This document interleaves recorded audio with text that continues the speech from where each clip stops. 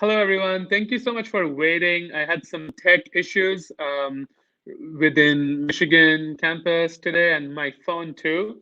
So I'm doing this on my phone, so it's going to be a little bit strange to see me in this narrow screen, but I hope I can make the wait worth it. I'm Shovik. I'm a second year student at the University of Michigan Ross School of Business. And I wanted to spend the time today to just talk a little bit about a lot of questions that MBA applicants have when they apply to business school. I was in these shoes about a year back, and I sort of went through a lot of this pain myself. So I thought a nice way to give back to the community would be to do informal sessions like these. So we have Abhijit, who is the GMAT Club moderator, looking at the questions in the background. So we will put the questions up on the screen and we will try to take as much as we can in the next maybe 30, 40 minutes. And then if we have some more time, we will go into some specific tips for specific business school. You might see me looking at my other screen, something like this, because I'll be looking at more questions. With that said, I wanted to give a little bit of background about what I did before coming into business school. I spent 2 years of my life as a design engineer for a big in engineering giant called Siemens. And then I sort of pivoted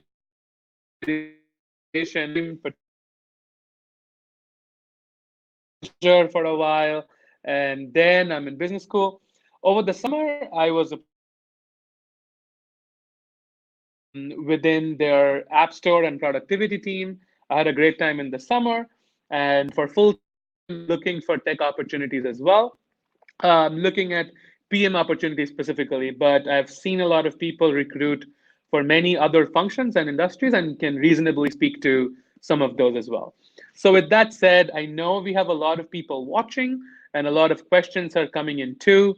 So, I'll take the first one, which is the ROI in US MBA compared to NUS MBA. Okay, that's a good wordplay there. So, ROI is tricky. So when you're looking at ROI as a pure return on investment, there have been studies done which calculates the net present value of future cash flows of having an MBA degree. I would go on to say if you're an international student, especially from a developing country like India, China, Latin America, you're probably making a lot more money through an MBA than you are investing. For example, a typical US MBA would cost you anywhere between 150,000 to about $200,000, and average or median salaries coming out of a business school in the US would be almost the same amount of money. So we are basically making up the whole amount of money within a year. Of course, there are taxes and all of the other stuff, but typically people seem to pay off most of their loans within a 5 to 10 year period. However, in NUS, again, I'm not from business school in Asia, but my best intuition is that the tuition costs at NUS would be a lot less than a US business school. Would probably be in the range of 50 to maybe 100,000. But again, you'll be earning significantly less money in Asia. For example, even if you join a consulting firm like post MBA, you'll be earning almost 50 to 60% more within the US compared to Asia. So overall, I think your ROI would still be same if you're just looking at a timeline perspective. However, doing a business school, going to a business school in the US has a lot of other benefits as well. You get to meet a very diverse group of people, which I assume you won't find in NUS or other Asian schools. And at the same time, it gives access to the American job market, which is predominantly based on things like the financial sector, consulting, and tech as well. So, yeah, so then let's go to another question. And I can see we have a few questions here.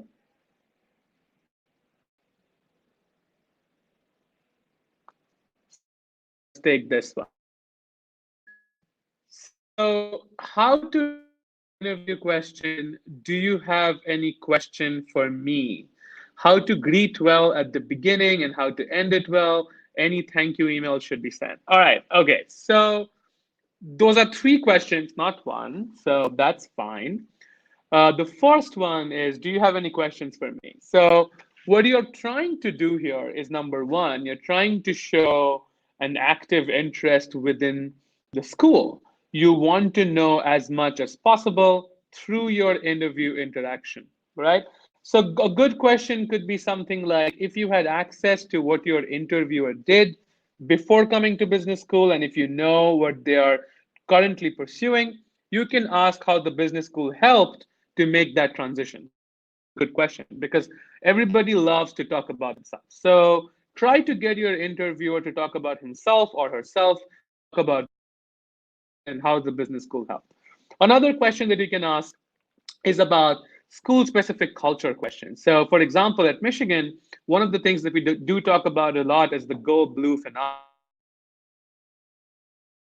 So, if you join a tech company and you found another work for that tech company, and if you send them an email and you put Go Blue in the subject line, then you're almost guaranteed to get a response.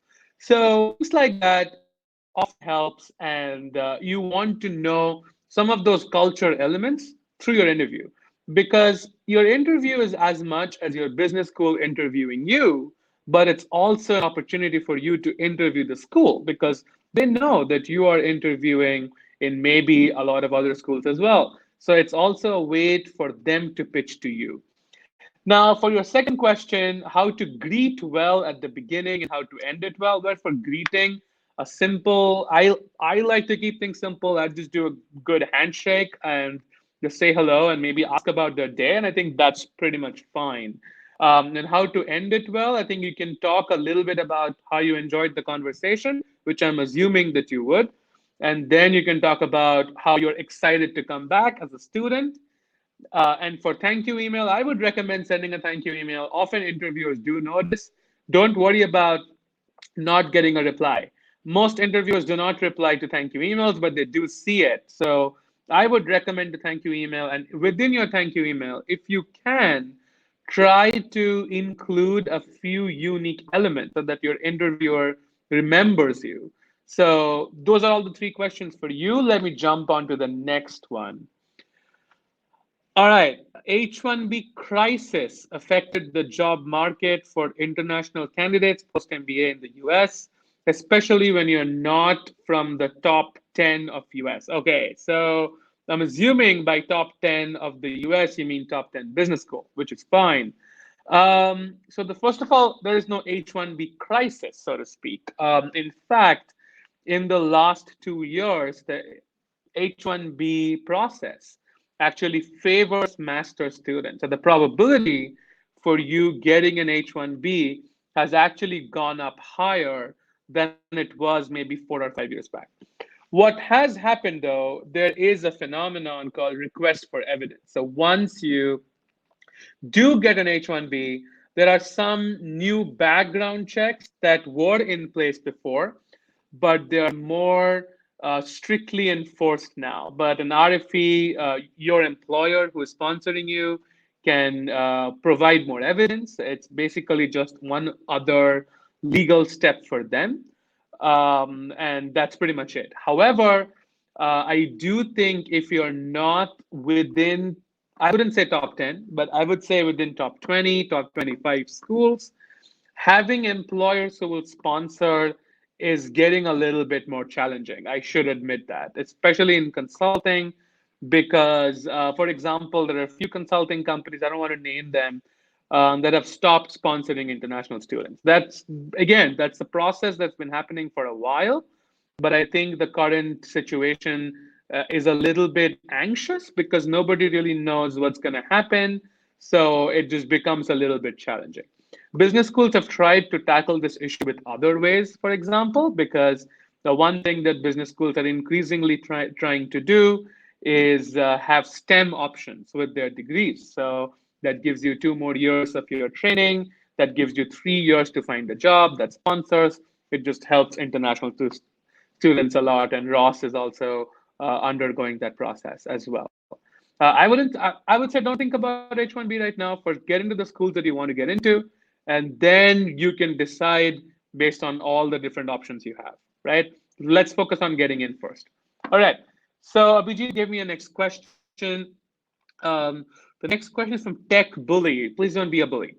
Could either short-term goal or long-term goal be unrelated to pre-MBA experience? Well, yeah, I mean, absolutely. MBA, the class is full of people who want to change their careers, and there is nothing wrong with that. However, there are two things to keep in mind here. Business school admissions, they're trying to see, can you get the job you want? So, for example, if I have been a teacher, which I incidentally have been, if I've been a teacher forever in my life and I want to talk about, hey, I want to be a product manager at Facebook as my goal, is that a realistic goal? I mean, maybe a lot of people do crack into PM and consulting roles with no background whatsoever. But the business school admissions, they want to take a more measured risk. So I don't think it's feasible for you to pitch something that is unprobable. So I wouldn't go that route. So you can either keep your industry similar and tell them that you want to change your function. Like for example, if you work in the finance industry in more of a buy side sell side role and you want to move to private wealth management, I think that's a much more convincing goal. The other way around is you want to keep your function similar, but you want to change industries. For example, let's say you have been in a strategy role in a retail firm like Nike or Adidas, and you want to move to strategy roles in tech that still give your admissions officer a fair bit of confidence that you have a strong functional background, which will help you in the switch. So I wouldn't recommend changing both, but you can definitely change one of them. But also don't forget to show your preparedness on how you want to achieve that goal. All right, so let's take the next question. How many B schools are STEM designated in the US? Amongst top 30 at least. Few are the ones that I know, Tepper, Simon. All right, so I will try not to take questions that you can find from Google. This is a Google question, so I don't want to spend a lot of time on it. There are a few schools that come to mind. Booth has one, Wharton has one, Haas has one, Darden also just got one last year, and I think Duke is on its way as well. So these are research questions. Do this yourself. I don't want to be mean, but I'm trying to get as many other questions as I can. All right, so let's go to the next question.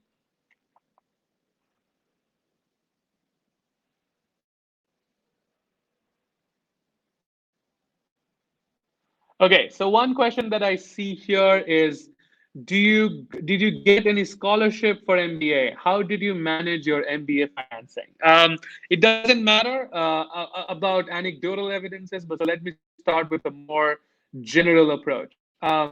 Most students receive some form of financial aid. So in a class of, let's say, 400, 450 students, you will have about 50 to 60% receive some form of aid. However, most students get partial aids. For example, it's very rare to get a full ride to a top 15, top 20 business school because they don't have to give these out. There are way too many applicants. The demand strongly overcomes the supply. However, for financing, there are two main options for international students. Number one is a co-signed loan from a federal institution. So, for example, if you have someone in the US who has a pretty strong credit history, um, you can get them to co-sign your loan. Basically, what it happens is they're acting as your guarantee. So if you fail to pay your loan, they are going to have to pay it. It also, I think, adds some limitations to their own credit history. The other way is to do non-co-signed loans, and the loan that I took was from this organization called Prodigy Finance, a very well-known student loan company that almost finances up to 80% of the total cost of tuition in most business school. So look up these options, and I think your business school will also give you some opportunities to do uncosigned loans with some of the other lenders, but the school would cosign it for you. Discover has these options with many schools and also other federal US institutions as well. So I would say as you go to lower ranked schools, you will the chances of your scholarship gets a lot higher. All right, let's take another question. For US school, an Indian engineer would be rated similarly as a non-engineer towards diversity. I mean, do they put region first or background?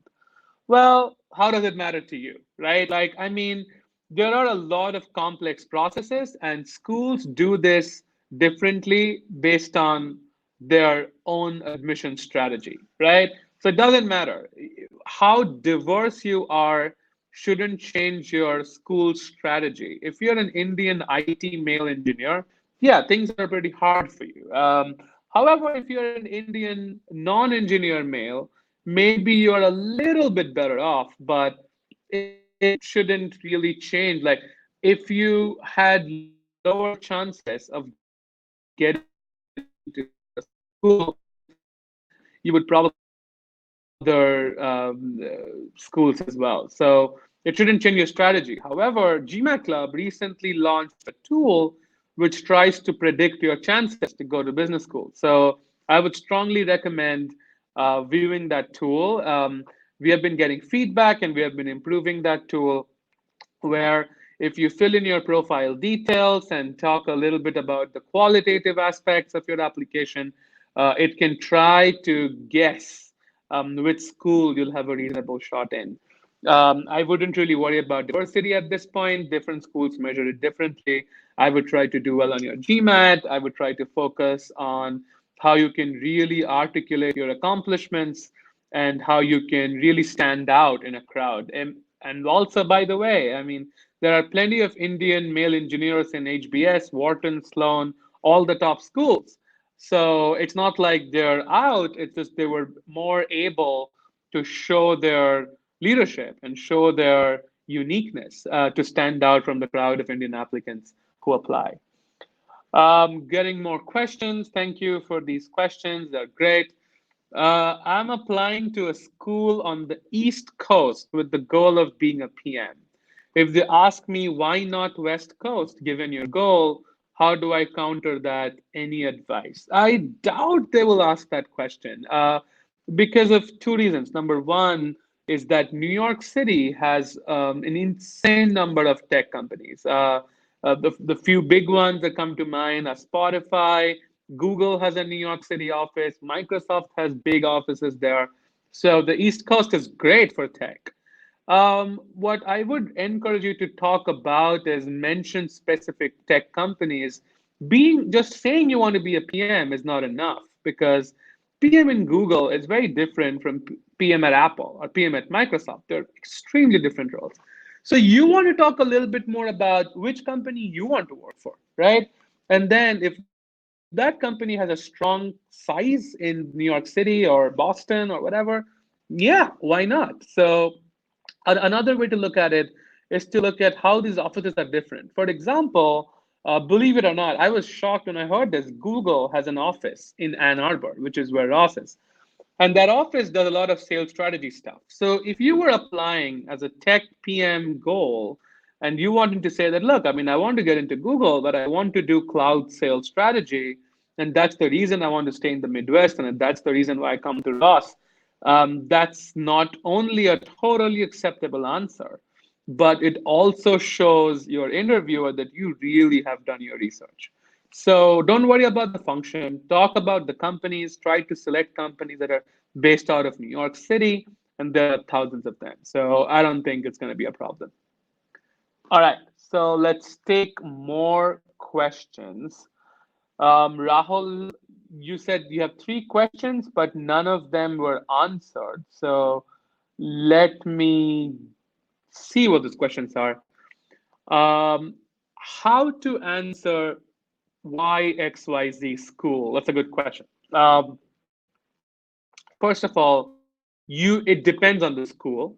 Some schools will look for specific things. So I would look at it in three specific ways. Number one is, of the school. By basics, what I mean is there are some branding elements that schools really like to show off. For Ross, it's map, right? If you apply to Ross and you don't know what map is, that's a problem, right? That will not go very well with your interviewer, right? So just knowing the basics is really, really helpful. So the second is, can you structure your answer really well to show how much you know about the different elements in the school? So, for example, in a why Ross question, I would go towards, hey, look, I have a tech background. I want to break into tech, big tech, as a product manager. So, I want to do three things. Number one, I want to leverage a very strong academic background in tech product courses. I spoke to this current student, blah, blah, blah, who told me that the new product innovation course really helped her as a product manager at Amazon. And that's something that I want to do. Those are the footsteps I want to follow. Second, Ross provides many experiential and action-based opportunities. From my conversation with Alam blah, blah, blah, I learned that she really developed a keen product sense from her map in Microsoft. And that's something that I'm pursuing as well. And I want to be able to learn by doing with a map project with this specific company. And third, um, you can also mention about the community. At Ross is really proud of the community. Everybody says go blue to each other. So you can take specific examples that you have learned from your interactions with current students that stood out to you. So know the basics of the school, be structured in your answers, and try to show how you have tailored your why reason to what the school is. All right, that makes sense. Rahul, it seems like your questions about profile rejection, profile evaluations, can't get to that. It's too little information for me to tell you anything that's meaningful. Sorry about that. However, you can post your profile on GMAT Club on the MBA section, and I'm pretty sure there will be a lot of people, admission consultants, schools, and even moderators that can get to that. All right. Is RA and TAs a thing in MBA? Yes, they totally are. In fact, at Michigan, you can become a GSI, which is a graduate student instructor. And if you are selected, you have your entire tuition waived and you make money. So, of course, there are opportunities. They are not as liberal as other grad school programs because you are expected to spend a lot of your time on recruiting. So you may not have a lot of time to actually do them. So, but if you have the time, yeah, there are plenty of opportunities. Maybe not in your first year, but in your second year, I have a lot of friends who are doing TA stuff. I am doing an RA project with the professor as well. So yeah, there are plenty of opportunities like that. Please compare 1 year MBA versus 2 year MBA in US business schools. Compare using what metric? You have to give me more information. Is it about getting a job? If it's about getting a job, then both schools can get you there. Both programs can get you there. You will see that 1 year MBA traditionally has a different age group. For some programs, a little bit older who don't want to spend 2 years out of a job. 1 year MBAs also don't offer you the chance to do an internship. And an internship can be really valuable because it can really help you understand if you really like this industry or this function. Then it almost many times ends up with a return offer. So you can also secure a job through your internship. So not having that can also be challenging. Finally, business school is a really immersive experience. I feel I've already spent more than a year in Ross. If I had to leave Ross right now, I would be upset because there are so many things I want to do. There's so many things I want to learn, and I would like to take my time. So I'm a big fan of the 2 year MBA, the full time. However, there are a lot of people for whom the 1 year MBA makes a lot more sense, and I fully understand that. All right, one more question. Something that really surprised you once you got on campus. Okay, that's a good question. Yeah, so I think a bunch of things. Some of this are raw specific, and some of this are can be applied to any business school, to be honest. So I will take the more general one. And if you want to know more about Ross, feel free to ask that question again. Um, I just really surprised with how flexible business school the whole experience is. So it seems like everybody is having a really unique experience, and it can be both good or bad, right?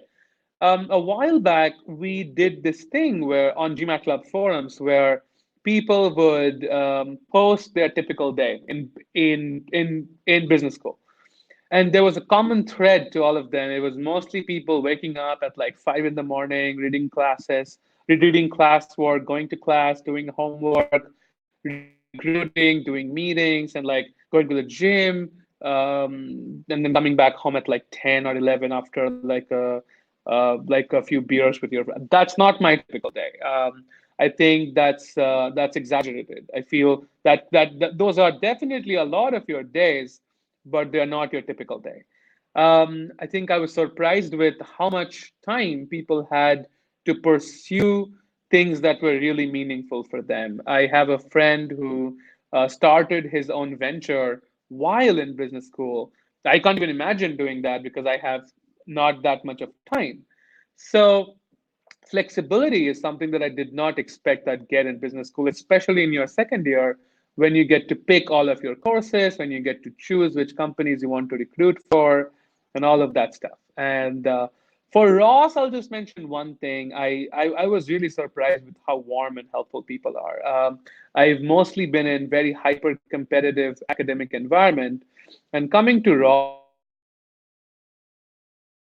always look out for you and would tell you how their experience was in recruiting, fully knowing that they're probably competing with you, is was a culture shock for me. And I think that's something that really helps international students because how recruiting happens in the US is actually really different from India, or I'm pretty sure most Asian countries. All right, how difficult is it for international students to gel with US students? I mean, on the first for people to already know each other. No, you shouldn't. Knowing people takes time and effort, and also there are different levels of knowing. That's a good question, by the way. There are different levels of knowing people. You can know someone very superficially, that you just grab a beer after classes and just know what are they're recruiting for. Or you can also know someone more intimately. You can know their passions, you can know what they did, what matters to them, and what they are really in business school for. And that takes time, it takes trust, and it takes build up of these things that cascades on top of each other. um, I came to business school with an idea that I would rather make 4 or 5 really close friends than 100 acquaintances, and I think I achieved that in my first year. I have made a pretty close group. We don't hang out very often, but we know each other really, really well, and we make it a point to discuss the important things with each other. And I think that's a good ecosystem. It takes months to build, but you will find your people. And also in terms of gelling with US students, I think it depends. I think if you make it a point to really diversify who you're hanging out with, who you're doing your group projects with, yeah, I mean, it's just a natural process. However, if you're restricting yourself to people who came from your country, or who look like you, or who behave like you, then you will not gel well with many US students because you're not exploring the opportunity to get to know them. But to be honest, like the US students are not any different from any other country. You will love some of them, you will not love some of them, and you can be friends with the people you want to. Can you provide some insight about letter of recommendations? Does getting it from current supervisor is it's not mandatory, but it's recommended. I would push it. I would say the only acceptable reason that you're not getting a recommendation from your supervisor is when you're sure that you will not get a good one, right? Nobody wants to see a recommendation that says, yeah, this person was okay. No, that's not a recommendation that works. Your recommender needs to be a true cheerleader. They need to really speak highly of your work, be specific with your accomplishments, and just be your overall north star of achievement. So if your supervisor won't do that to you, that's the only reason you wouldn't ask them. But I would try to convince them. And one way to do that is to show them examples of recommendation letters, tons of them at GMAT Club. You can get some help. The other reason that you may not want to ask your recommender is if they don't know about your business school plan. And that can be a tricky situation. And that's also when it's totally acceptable, maybe to get a former supervisor or maybe to get someone from your previous job. And you can explain in your optional essay that, hey, look, I mean, for a lot of reasons, I couldn't share my the business school plans with my current employer. That's why I have selected my former supervisor to be my recommender. And that's completely acceptable. All right, I think I will take one or two more questions. So let's see. Somebody just got that I was a student. Okay. Rephrasing your question, what steps someone looking for a marketing career with no marketing background take to boost his or her acceptance chances? Well, first of all, this is brutal honesty. Your goals will change. Your goals will change the moment you come to business school. That's not to say that you lie in your application process, but it's also to say that you should be open to learning and getting new experiences. You might learn that marketing is not what you thought you want to go for. Maybe you want to go for consulting, and that's totally fine. What I would recommend that you do is look at the industry. You can talk about getting into the marketing function of the industry that you're already in. That's a solid pitch. The second one is to tie in your preparedness. Have you taken up more marketing projects within your company? Maybe you have launched a product. Maybe you have driven a campaign.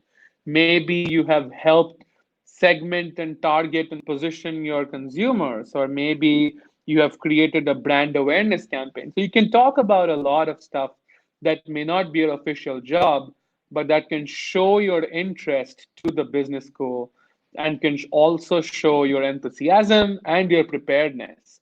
So I would focus on those things.